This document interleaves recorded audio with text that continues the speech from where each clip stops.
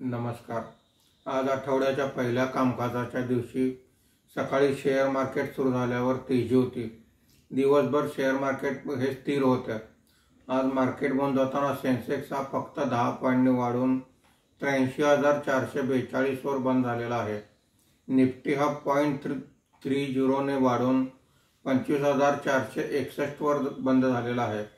आजच्या कामकाजामध्ये BSE FMCG index 1.50% ने वर आहे। BSE utility index 0.71%, BSE oil and gas index 0.31% ने वर आहेत। आजच्या कामकाजामध्ये BSE IT इंडेक्स 0.65% ने खाली आहे।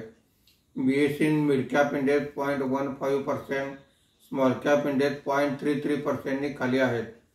आजच्या कामकाजामध्ये निफ्टीमध्ये वाढलेले मुख्य शेअर्स पुढील प्रमाणे: HUL 3.04%, Nestle 1.22%, Tata consumer product 1.22%, Jio financial services 0.95% अशी वाढ आहे।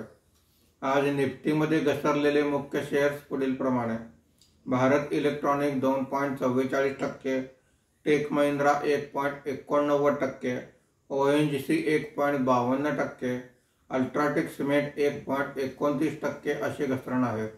भारत आणि अमेरिका यांच्यामध्ये जे ट्रेड डील होणार आहे त्या संदर्भात बाजाराला उत्सुकता आहे, त्यामुळे आज मार्केट स्थिर राहिलेली आहे। धन्यवाद।